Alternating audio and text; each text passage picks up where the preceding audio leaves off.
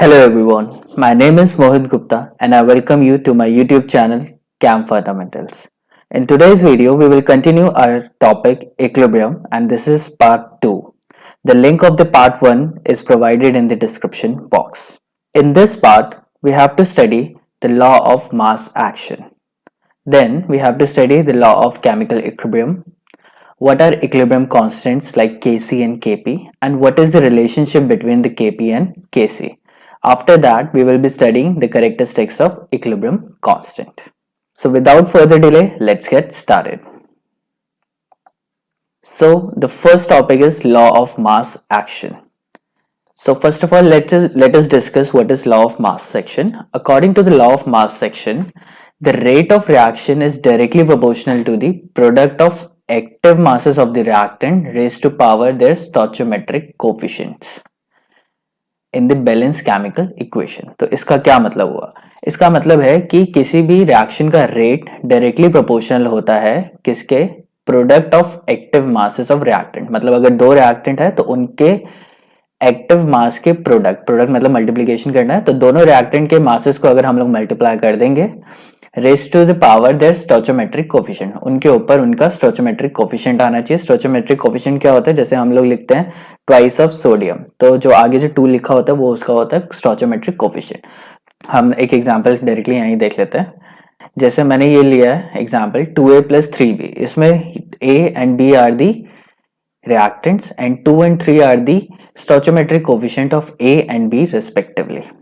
ठीक है, तो इसका जब हम लोग रेट लिखेंगे तो इसका एक्टिव मास और इसके एक्टिव मास को मल्टीप्लाई करेंगे, raise to the power A के ऊपर स्क्वायर करेंगे एंड B के ऊपर 3 लगाएंगे। अब इसमें एक इंपॉर्टेंट पॉइंट आता है, what is active mass here. अब एक्टिव मास क्या है? तो active mass it is the molar concentration of the reactant. क्या है ये? उसकी मोलैरिटी है। मोलर कॉन्सेंट्रेशन क्या होती है? उसकी मोलैरिटी होती है। ठीक है, और इसे हम लोग लिखते कैसे? स्क्वायर ब्रैकेट्स में लिखेंगे। ये स्क्वायर ब्रैकेट दिख रहा है, तो ये स्क्वायर ब्रैकेट जो यूज होता है, एक्स क्या है? यहाँ पे कोई रिएक्टेंट या प्रोडक्ट हो सकता है। ये जो स्क्वायर ब्रैकेट है ये डिनोट करता है कि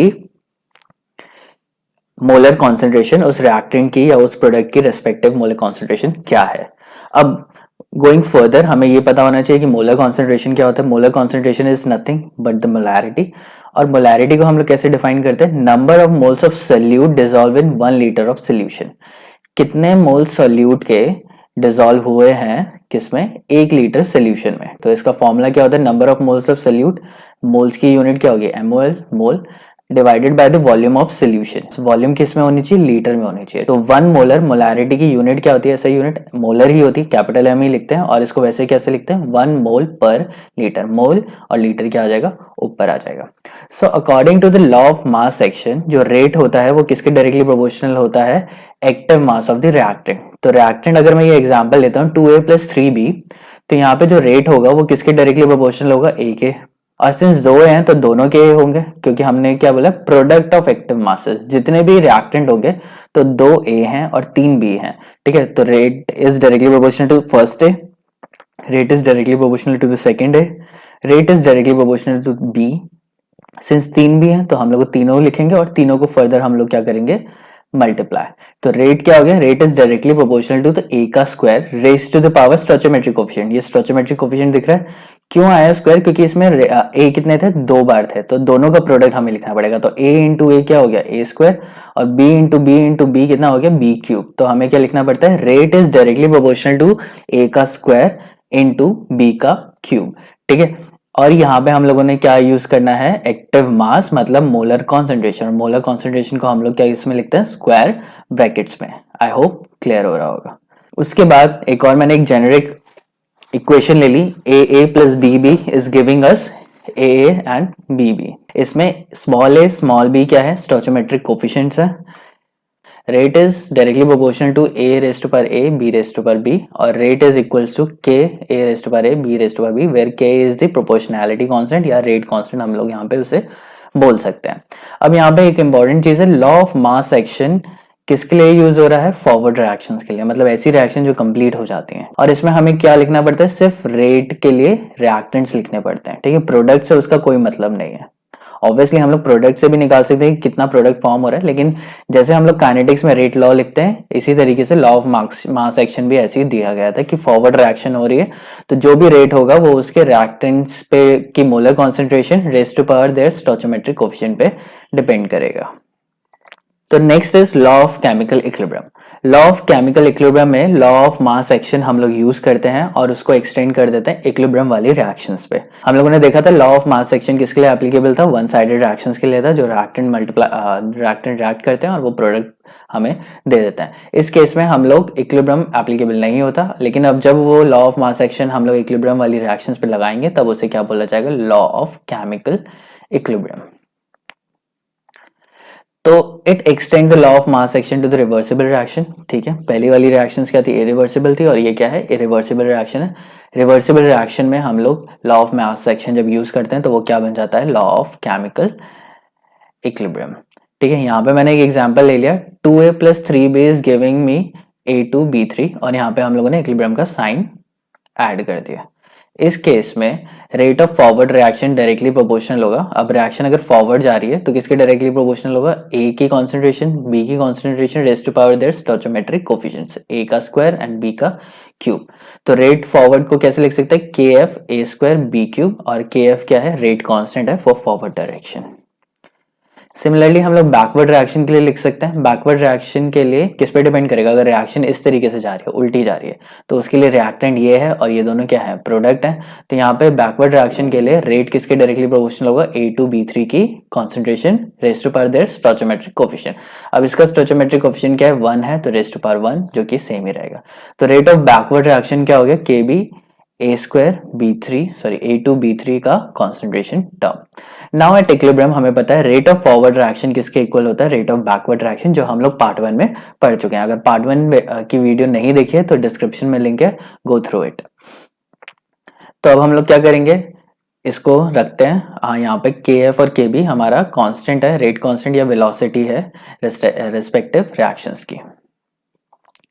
अब at equilibrium rate of forward reaction किसके इक्वल होता है, रेट ऑफ बैकवर्ड रिएक्शन। तो दोनों को हम लोग क्या कर देंगे, इक्वल रख देंगे और उसे ऐसे कर लेंगे। तो लेफ्ट हैंड साइड पे मैंने रेट ऑफ फॉरवर्ड लिख दिया, रेट ऑफ बैकवर्ड रख दिया। अब मैं क्या करूंगा, KF को डिवाइड कर दूंगा KB से, इसको नीचे ले आऊंगा और इसको इधर ले आऊंगा। ठीक है, सिंपल है।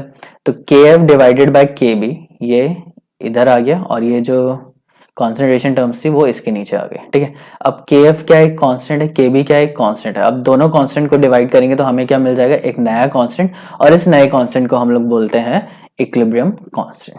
अब एक इंपॉर्टेंट चीज है, ये तो हम लोग उल्टा भी कर सकते थे, इसको मैं ऊपर रख लेता हूँ KB को और KF को नीचे रख लेता हूँ, A² B³ ऊपर रख लेता हूँ और A2B3 नीचे रख लेता हूँ, तो भी एक कांस्टेंट आएगा। कांस्टेंट से constant KB divided by KF आएगा, उस टाइम भी एक कांस्टेंट आएगा, लेकिन वो इक्विलिब्रियम कांस्टेंट और ये जो इक्विलिब्रियम कांस्टेंट निकाला है दोनों अलग होंगे, दोनों उल्टे होंगे, दोनों रिवर्स होंगे। तो अकॉर्डिंग टू द कन्वेंशन के अकॉर्डिंग, क्योंकि आधे लोग दूसरा फॉर्मूला यूज कर लेंगे, आधे लोग दूसरा फॉर्मूला यूज करेंगे, तो यूनिफॉर्मिटी बनी रहे, सबका सेम ही आंसर आए, तो उसके लिए कन्वीनियंस के लिए ये रखा गया कि हमेशा हम लोग प्रोडक्ट को ऊपर रखेंगे और रिएक्टेंट को नीचे रखेंगे। तो प्रोडक्ट ऊपर रखने के बाद, रिएक्टेंट नीचे रखने के बाद जो कांस्टेंट की वैल्यू आती है उसे हम लोग बोलते हैं equilibrium constant. So K is the equilibrium constant and by convention active masses of product is written in numerator। ठीक है, प्रोडक्ट को हमेशा न्यूमरेटर में रखा जाएगा और active mass of reactant is written in denominator. Simple. So यहाँ पे मैंने एक और एग्जांपल लिया है, AABB is giving me CC and DD। ये भी एक रिवर्सिबल रिएक्शन है, रिएक्टेंट प्रोडक्ट में कन्वर्ट हो रहा है, प्रोडक्ट रिएक्टेंट में कन्वर्ट हो रहा है।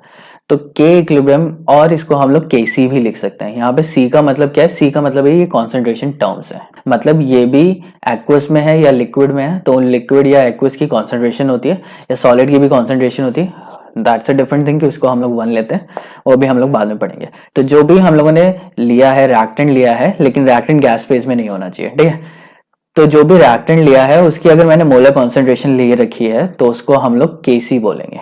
गैसेस की भी कॉन्सेंट्रेशन हो सकती है, ठीक है, मोलैरिटी या मोलैलिटी उनकी भी हो सकती है, तो हम लोग गैसेस के लिए भी KC लिख सकते हैं, लेकिन उनके लिए हम लोग KP प्रेफर करते हैं, मतलब उनके पार्शियल प्रेशर को हम लोग ज्यादा वेटेज देते हैं, उसी से हम लोग क्वेश्चन जनरली सॉल्व करते हैं।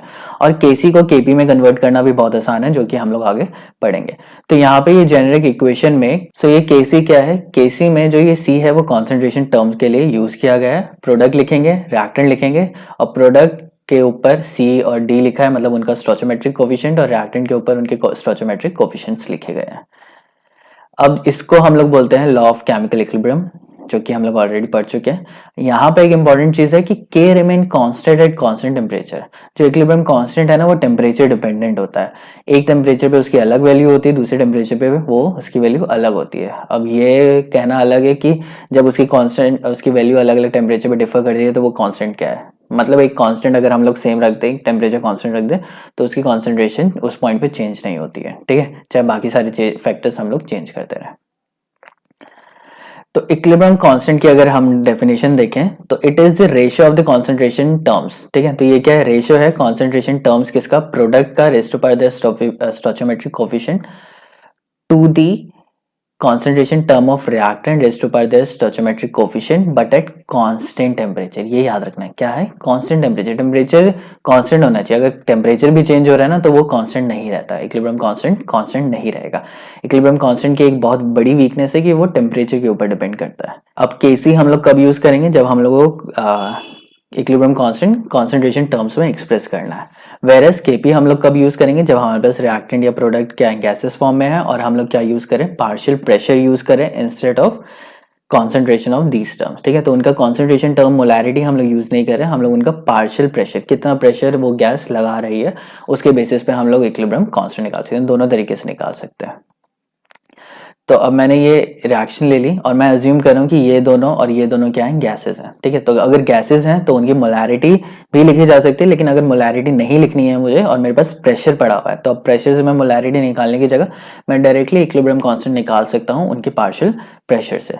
तो इनका मैंने कंसिडर कर लिया कि ये रिएक्शन है और इसका पार्शियल प्रेशर निकालते हैं, तो उसके लिए इक्विलिब्रियम कांस्टेंट निकालते हैं। तो इक्विलिब्रियम कांस्टेंट निकालने के लिए हम लोग क्या लिखेंगे, केपी लिखेंगे, वही प्रोडक्ट का पार्शियल प्रेशर लिखेंगे, पी सी पी डी क्या है, partial pressure of C and partial pressure of D raise to the power their stoichiometric coefficient, मतलब small C and small D, जो इनकी स्टोइचोमेट्री है वो उसके ऊपर आ जाएगी। सिमिलरली नीचे क्या आएगा, रिएक्टर का, जैसे ये फॉर्मूला था ना एग्जैक्टली वैसे ही फॉर्मूला है, बस कॉन्सेंट्रेशन टर्म की जगह हम लोगों ने क्या लिख दिया, उनका पार्शियल प्रेशर, ठीक है। तो यहाँ पे वही लिखा हुआ है, P A P B P C P D are the partial pressure of the gas involve. P A P B क्या है, रिएक्टेंट्स हैं, पी सी पी डी क्या है, प्रोडक्ट्स हैं। नाउ हम लोगों को पढ़ना है रिलेशनशिप बिटवीन केपी एंड केसी। अब केपी और केसी को हम लोग एक दूसरे में चेंज कर सकते हैं, तो इनके बीच में किस तरीके का रिलेशनशिप है यहाँ पे हम लोगों ने डिस्कस करना है। इसकी पूरी डेरिवेशन है और ये डेरिवेशन जनरली पूछी जाती है एग्जाम में, थ्योरेटिकल एग्जाम में, तुम्हारे एग्जाम में नॉर्मली आ सकती है। तो मैंने ये एग्जाम्पल लिया, वही पुरानी रिएक्शन ली है, ठीक है। अब इसका केसी हम लोग लिख सकते हैं, C raise to power C, D raise to power D, A raise to power A divided by B raise to power B. ये मैंने मान लिया, ये मेरी इक्वेशन 1 हो गई, ठीक है। अब इसी तरीके से मैं केपी लिख सकता हूँ, लिख सकते हैं, सेम ही होगा, सिर्फ कॉन्सेंट्रेशन टर्म को पार्शियल प्रेशर से वो करना है। अब हम लोग यहाँ पे क्या यूज करेंगे, आइडियल गैस इक्वेशन यूज करेंगे। आइडियल गैस इक्वेशन क्या है, PV is equals to NRT, ठीक है। तो उसमें वॉल्यूम है और उसमें नंबर ऑफ मोल्स है, तो number of moles per unit volume क्या होती है, मोलैरिटी होती है। तो हम लोग एन बाय वी करके हम लोग कॉन्सेंट्रेशन को पार्शियल प्रेशर से हम लोग क्या कर सकते हैं, कोरिलेट कर सकते हैं। तो चलो देख लेते हैं। अब हमें पता है PV is equals to NRT, P क्या है, pressure, V is volume, N is the number of mole, R is the gas constant जिसकी वैल्यू कितनी होती है 8.314 joule per kelvin per mole, and T is the temperature, ठीक है। हाँ, एक चीज याद रखनी है कि ये वाले जो क्वेश्चंस आएंगे ना उसमें R की value 8.314 joule per kelvin per मोल यूज नहीं करनी, 0.0831 वाली यूज करनी है। तो ये मेरी इक्वेशन 3 हो गई, PV is equal to NRT. अब N को मैंने यहीं रखा है और V को मैंने क्या लिया है, नीचे लिया है, ठीक है। ये क्या है, number of moles per unit volume. और जस्ट मैंने पीछे ही बताया था, number of moles of solute dissolved in 1 litre of solvent को क्या बोलते हैं हम लोग, कॉन्सेंट्रेशन बोलते हैं, मोलैरिटी बोलते हैं, ठीक है, मोलर कॉन्सेंट्रेशन या एक्टिव मास बोल सकते हैं। तो ये P और ये क्या बन गया, C बन गया। N by V is equals to C, molarity के इक्वल हो गया number of moles dissolved in per litre solvent. यहाँ से हमें पता चल गया देयरफॉर P किसके इक्वल हो गया, इज इक्वल्स टू CRT। अब ये जो पार्शियल प्रेशर है उसको मैं CRT से चेंज कर सकता हूँ। तो अब मुझे PA ले रहे हैं, यहाँ पे देखो PA है, PB है, PC है, PD है। अब मैं इसको C में कन्वर्ट करूँ तो CART, CBRT, CCRT and CDRT मैं इधर इन सब सारी वैल्यूज को यहाँ क्या कर सकता हूँ, इस इक्वेशन 2 में सब्स्टिट्यूट कर सकता हूँ, ठीक है। तो इसको मैंने ले लिया इक्वेशन 4 और अब हमें क्या करना है, इक्वेशन 4 को सब्स्टिट्यूट करना है किसके अंदर, इक्वेशन 2 के अंदर। तो after substituting equation 4 in equation 2 हमें क्या मिलता है, Kp is equal to CCRT, CDRT, CART and CBRT raise to power their stoichiometric coefficient C small d small a small b। ये हमारी हो गई इक्वेशन 5। अब आफ्टर दैट अब मैं क्या कर रहा हूँ, RT को सब दोनों साइड से मैंने अलग ले लिया, ठीक है। तो कॉन्सेंट्रेशन टर्म अलग हो गई, RT अलग हो गई, ये RT C प्लस डी बचा और यहाँ पे नीचे RT क्या बचा, A plus B. After that क्या होगा, RT को मैंने C plus D minus A plus B कर दिया, A प्लस बी नीचे का है, C प्लस डी कहाँ है, ऊपर का है। अब ये देखो ये कॉन्सेंट्रेशन टर्म क्या आ रहा है, Kc के इक्वल है, Cc dd AA and BB, ये इक्वेशन 1 है। तो अब मैं क्या करूंगा, इक्वेशन 7 में इक्वेशन 1 की वैल्यू रख दूंगा। तो Kp क्या हो जाएगा, Kp is equal to Kc RT C plus D minus A plus B. यहाँ पे मैंने क्या ले लिया, एक और चीज ले ली कि डेल्टा एन क्या है, change in number of moles. तो यहाँ पे C प्लस डी क्या है, प्रोडक्ट के मोल्स हैं, और A प्लस बी क्या है, रिएक्टेंट के मोल्स हैं। तो change in number of moles is equal to the number of moles of gases product. ठीक है, एक चीज बहुत इंपॉर्टेंट है कि यहाँ पे जो प्रोडक्ट होने चाहिए ना वो गैसेस होने चाहिए, सॉलिड या लिक्विड नहीं चलेंगे। सॉलिड लिक्विड है तो उसके हम लोग मोल्स को कंसिडर नहीं करते, दैट विल वो सब हम लोग बाद में देखेंगे। ये बस चीज याद रखनी चाहिए कि डेल्टा एन तभी निकलेगा जब जितने भी मोल्स हैं, ये जो सारे मोल्स हैं, ये गैसियस के होने चाहिए, मतलब A B C D gas होनी चाहिए।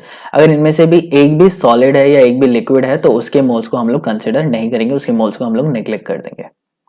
तो अब Kp यहीं आ गया, ये Kc की वैल्यू है, ये हो गई RT raise to power delta N, और डेल्टा एन क्या है, change in number of moles, ठीक है। और ये किसके मोल्स हैं, गैसियस मोल्स हैं, प्रोडक्ट के गैसेस मोल्स माइनस रिएक्टेंट के गैसेस मोल। और ये हमारा आ गया relation which is equals to Kp is equals to Kc bracket में RT raise to power delta N, ठीक है। और ये गैस के लिए होना चाहिए। कुछ बुक्स में आपको डेल्टा NG भी लिखा होगा, मतलब वही है, G क्या बता रहा है, वो गैस है। तो ये हमारा फॉर्मूला आ गया। अब यहाँ से हम लोग 2-3 इंपॉर्टेंट चीज निकाल सकते हैं। अगर डेल्टा एन 0 है, number of moles of product gases product same है number of moles of gases reactant के, तो उस केस में Kp क्या किसके इक्वल होता है, Kc के इक्वल होता है, ठीक है। अगर डेल्टा एन पॉजिटिव है, अगर ये क्या आ गया, वैल्यू पॉजिटिव आ गई, तो ये पूरी वैल्यू क्या हो जाएगी, बढ़ जाएगी। तो मतलब क्या है, Kp क्या हो जाएगा, Kc से बड़ा हो जाएगा। और अगर ये माइनस में है, नेगेटिव है, तो ये वैल्यू क्या हो जाएगी, पूरी छोटी हो जाएगी। तो Kp की वैल्यू क्या आ जाएगी, Kc से छोटी आ जाएगी। नाउ न्यूमेरिकल सॉल्व करना है हमें, और न्यूमेरिकल सॉल्व करने में हमें ये चीज बहुत इंपॉर्टेंट याद रखनी है। R की वैल्यू हम लोग मोस्ट ऑफ द टाइम क्या लेंगे, 0.0831, ठीक है। 8.314 होती है, बस 2 डेसिमल आगे चला गया, 0.0831 लीटर बार पर केल्विन पर मोल, ठीक है। ये यूनिट्स याद होनी चाहिए, ठीक है। दूसरी R की वैल्यू क्या है, 8.314 जूल पर केल्विन पर मोल। और यहाँ पे हम लोग क्या लेते हैं, लीटर बार पर केल्विन पर मोल सेम है, बस उसमें क्या करना है, लीटर बार करना है और इसके 2 डेसिमल आगे खिसका देना। दूसरी इंपॉर्टेंट चीज, प्रेशर आपको बहुत अलग अलग तरीके से दे रखा होगा, तो प्रेशर का यूनिट कन्वर्जन भी याद होना चाहिए। 1 bar is equal to 10⁵ pascal and 10⁵ newton पर मीटर स्क्वायर, ठीक है। और 1 bar is almost equal to 1 ATM, लेकिन एग्जैक्ट वैल्यू क्या आती है, 0.987। इसको 1 भी लिख सकते हैं, कुछ जनरल केसेस में हम लोग डायरेक्टली 1 बार को 1 ATM ले लेते हैं, लेकिन वो ठीक नहीं है, हम लोग को 0.987 ATM ही लेना चाहिए। और ये तुम्हें किसी भी हाल में याद करनी पड़ेगी, 3-4 बार लिख के देखना, याद हो जाएगा, ठीक है। और जितने न्यूमेरिकल्स प्रैक्टिस करोगे उतनी जल्दी ये याद हो जाएगा, ठीक है। तो यहाँ पे एक न्यूमेरिकल है, what is the value of Kc for the following reaction at 700 kelvin. तो Kc की क्या वैल्यू होगी 700 केल्विन पे, जब Kp की वैल्यू कितनी दे रखी है, 1.80 इंटू 10⁻³ किलो पास्कल। किलो की वैल्यू, किलो कितना होता है, 10⁻3। तो 10⁻3 और 10⁻³ कट जाएंगे तो कितना आ जाएगा, 1.80 पास्कल। मिली, किलो, गीगा और ये सब क्या होता है, ये सब तुम्हें याद रखना पड़ेगा, ठीक है।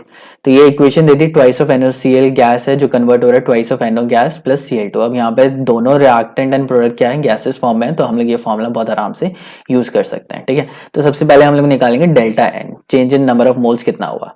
तो प्रोडक्ट के साइड पे 2 मोल ये है, 1 मोल ये है, कितना हो गया, 2 + 1 3, तो 3 लिख देंगे। और रिएक्टेंट की साइड पे कितना है, 2 है, तो 3 - 2 कितना आ गया, 1 आ गया। तो डेल्टा एन की वैल्यू कितनी हो गई, 1 हो गई। तो फॉर्मूला क्या होगा, Kp is equal to Kc RT हो जाएगा, डेल्टा एन की वैल्यू कितनी है, 1, ठीक है। ये हो गया। अब दूसरा क्या हो गया, मैंने इस इक्वेशन को रीअरेंज कर लिया। मुझे निकालना क्या है, Kc निकालना है, मुझे Kp तो निकालना नहीं है, तो मैंने रीअरेंज कर लिया। तो रीअरेंज करने के बाद क्या हो गया, Kc is equal to Kp RT minus delta n. अब Kc क्या हो गया, Kp divided by R T, direct वही हो गया, यहाँ पर डायरेक्टली इसको नीचे ले जाओ, एक ही बात है, या तो ऐसे लिख लो या फिर ऐसे लिख लो। अब हमें क्या करनी है, वैल्यू सब्स्टिट्यूट करनी है। तो के पी कितनी है 1.80 इंटू 10⁻³ और किलो का भी वैल्यू कितने होता है 10⁻³ होता है, तो 10⁻³ से 10⁻³ कट जाएगा, 1.80 पास्कल बचेगा, वो लिख दिया। आर की वैल्यू मुझे क्या लिखनी है 0.08231 लीटर बार पर केल्विन पर मोल। तो यहाँ पे क्या यूज किया है मैंने, लीटर बार यूज कर रहा है पर केल्विन पर मोल, और यहाँ पे मल्टीप्लाई किससे किया मैंने, टेम्परेचर कितना दे रखा है 700 केल्विन, केल्विन से पर केल्विन कट जाएगा, तो क्या बचेगा लीटर बार पर मोल और ऊपर पास्कल है। अब देखो प्रेशर की वो यूनिट्स अलग है, इसकी यूनिट अलग है, तो मैं एक काम करता हूँ बार पास्कल को बार में कन्वर्ट कर लेता हूँ या बार को पास्कल में कर लेता हूँ। बेटर रहेगा कि मैं पास्कल को बार में कन्वर्ट कर लेता हूँ। तो 1 बार कितना होता है 10⁵ पास्कल के होता है, तो 1 पास्कल कितना होगा 1 डिवाइडेड बाई 10⁵ पास बार के इक्वल होगा, और 1 पास्कल 10⁻⁵ बार के इक्वल हो जाएगा। तो इसको हम लोग पुट करेंगे 10⁻⁵ बार लिया, ठीक है, ये सारी वैल्यू यही है। अब तुम्हें क्या यूज करना है, तुम्हारे हाथ में कुछ नहीं, तुम्हें बस कैलकुलेटर यूज करना है। तो ये वैल्यू सारी सेम आ जाएगी, ठीक है, बार से बार कट जाएगा, ठीक है, तो यहाँ पे क्या बचेगा लीटर पर मोल। तो केसी की वैल्यू कितनी आ जाएगी 3.09 इंटू 10⁻⁷ मोल पर लीटर, ठीक है, पर मोल ऊपर जाएगा तो मोल हो जाएगा, लीटर ऊपर जाएगा तो पर लीटर हो जाएगा। तो ये आ गई हमारी केसी की वैल्यू। न्यूमेरिकल बहुत सिंपल है, ऐसा कोई रॉकेट साइंस इसके अंदर नहीं है, बहुत आराम से सॉल्व हो जाएगा, बस करके देखना।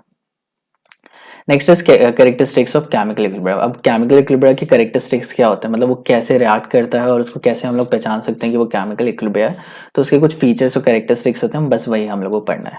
सबसे इंपॉर्टेंट जो हम लोग पहले भी बात कर चुके हैं, तो equilibrium constant depends upon the temperature, ठीक है, टेम्परेचर पे डिपेंड करेगा, हर टेम्परेचर पे उसकी अलग अलग वैल्यू होती है, ठीक है, तो chemical equilibrium always dependent upon temperature. साथ में it is independent on the initial concentration of reactant and product. तो ये इसके इंडिपेंडेंट होता है कि तुमने इनिशियली कितना रिएक्टेंट लिया था और इनिशियली कितना प्रोडक्ट लिया था, उससे इक्विलिब्रियम को कोई मतलब नहीं है, ठीक है, इनिशियल से उसको कोई मतलब नहीं है। इक्विलिब्रियम कांस्टेंट को तभी मतलब होगा जब इक्विलिब्रियम अटेन हो जाएगा, और इक्विलिब्रियम कब अटेन हो रहा है उसका इनिशियल कॉन्सेंट्रेशन से कोई मतलब नहीं है, उस पॉइंट पे इक्विलिब्रियम पे कितनी कॉन्सेंट्रेशन है बस वही इंपॉर्टेंट है। The reaction is reversed and the value of new equilibrium constant is also reversed. अगर reaction को मैं उल्टी कर दूं, A plus B is giving me C, और अब मैं करूं C is decomposing into A plus B, तो K की वैल्यू क्या हो जाएगी, उल्टी हो जाएगी, 1 अपॉन करना पड़ेगा, ठीक है। तो जैसे ये एग्जांपल ले लिया, वही पुरानी रिएक्शन ले ली, twice of NaCl is giving me twice of NO plus Cl2। इसके लिए Kc क्या लिखूंगा, product divided by reactant raised to power the stoichiometric coefficients. लेकिन अब रिएक्शन को मैं उल्टी कर देता हूं, तो मैं इसको इधर कर देता हूं, इसके उधर कर देता हूं, तो ये क्या हो जाएगा मेरा प्रोडक्ट, और ये दोनों क्या हो जाएंगे मेरे रिएक्टेंट। तो प्रोडक्ट अपन रिएक्टेंट लिखूंगा तो प्रोडक्ट अपन रिएक्टेंट मैंने लिख दिया। अब देखो दोनों में क्या डिफरेंस है, दोनों में डिफरेंस ये है कि ये जो Kc है वो है 1 डिवाइडेड बाय Kc प्राइम, जो नया वाला है उल्टी रिएक्शन करने के बाद वो क्या है 1 अपॉन Kc, ठीक है। तो अगर डायरेक्टली तुम्हें रिएक्शन रिवर्स करनी है तो डायरेक्टली 1 को इक्विलिब्रियम कांस्टेंट से डिवाइड कर दो, you will get your answer for the new equilibrium constant. तो यहाँ पे हम लोग देख सकते हैं इन दोनों को अगर मैं मल्टीप्लाई करूंगा तो क्या आ जाएगा 1 के इक्वल हो जाएगा, मतलब Kc प्राइम क्या हो गया 1 अपॉन Kc के इक्वल हो गया। अब दूसरा है कि अगर मैं रिएक्शन को 2 से डिवाइड कर दूं, इस रिएक्शन को मैं 2 से डिवाइड कर दूंगा तो उसकी वैल्यू का क्या हो जाएगा अंडर रूट हो जाएगा, ठीक है। कैसे हो जाएगा चलो देखते हैं। NOCl है NO प्लस 0.5 Cl2, इसको मैंने 2 से डिवाइड कर दिया, 2 से डिवाइड हो गया 1 1 एंड इसको 1/2 या 0.5 लिख लो। अब इसके लिए जो नया Kc होगा Kc प्राइम वो क्या होगा Cl2 का 1/2 NO डिवाइडेड बाय NOCl, ठीक है। और हमारा पुराना क्या था ये था। अब ये और ये कब इक्वल होंगे, जब मैं इसका अंडर रूट ले लूं, अंडर रूट ले लूंगा तो ये 1/2 हो जाएगा, ये 1 हो जाएगा, ये 1 हो जाएगा। तो Kc प्राइम किसके इक्वल होगा, Kc के इक्वल होगा जब उसका अंडर रूट ले लिया जाएगा, ठीक है। तो अगर मैं Kc का अंडर रूट लेता हूं तो 0.5 करूंगा, ठीक है, और जब मैं इसका 0.5 करूंगा तो वो वैल्यू किसके आ जाएगी, इसके आ जाएगी। तो मतलब जो नई रिएक्शन का इक्विलिब्रियम कांस्टेंट होता है वो अंडर रूट ऑफ Kc होता है, अगर मैं उसे 2 से डिवाइड करूं।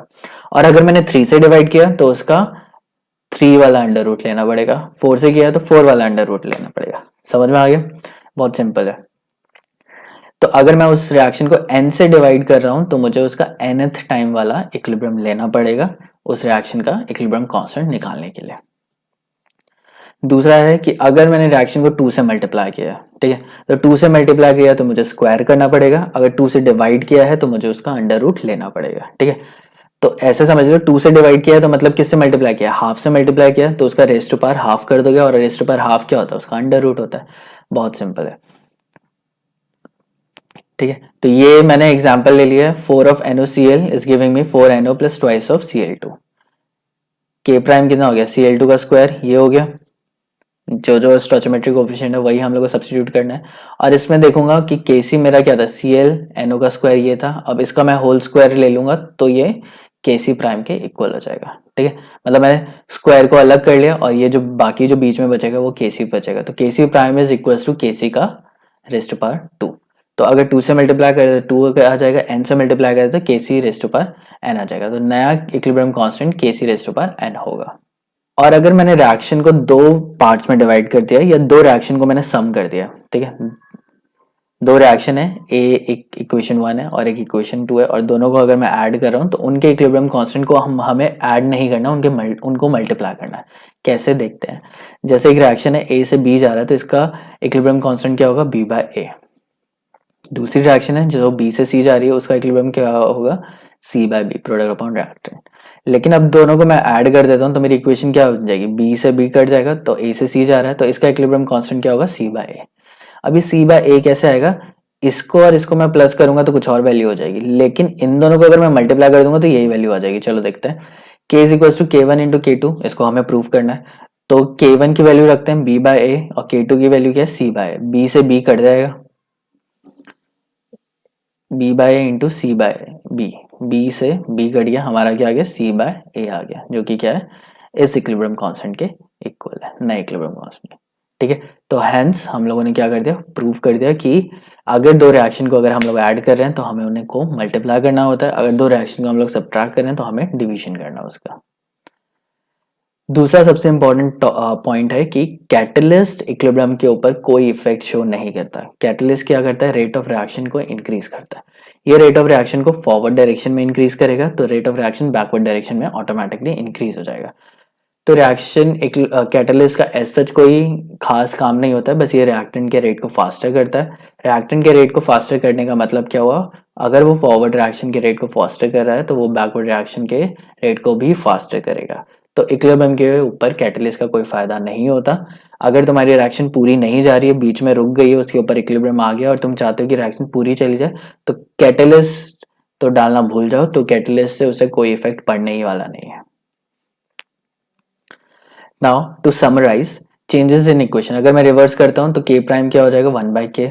अगर मैं n से डिवाइड करता हूं तो k प्राइम होगा under root by of n। अगर मैं n से मल्टीप्लाई करता हूं तो k raise to power n हो जाएगा। अगर 2 इक्वेशन को मैं ऐड करता हूं तो उनको क्या करना पड़ेगा, मल्टीप्लाई करना पड़ेगा। Now there is a question number 2 जो कि तुम्हें खुद सॉल्व करना है।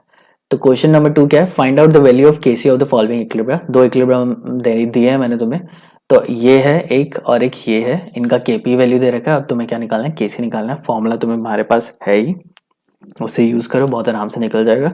दूसरा इंपॉर्टेंट चीज यहाँ पे बताने वाला कि यहाँ पे देखो गैसेस रिएक्टेंट यहाँ पे सॉलिड है और सॉलिड का पार्शियल प्रेशर तो होता नहीं है, तो हम लोग इसके नंबर ऑफ मोल्स में क्या आ जाएगा, प्रोडक्ट का 1 मोल हो गया, रिएक्टेंट का मोल क्या हो गया, 0, ठीक है। तो डेल्टा एन क्या आएगा, +1 आएगा। इस चीज को ध्यान रखना, ठीक है। अगर कुछ प्रॉब्लम होगी तो कॉन्टैक्ट मी या फिर कमेंट में लिख देना। So this is it for the today's video. If you learn something new today then don't forget to like and subscribe. This is Mohit Gupta signing off. Have a great day.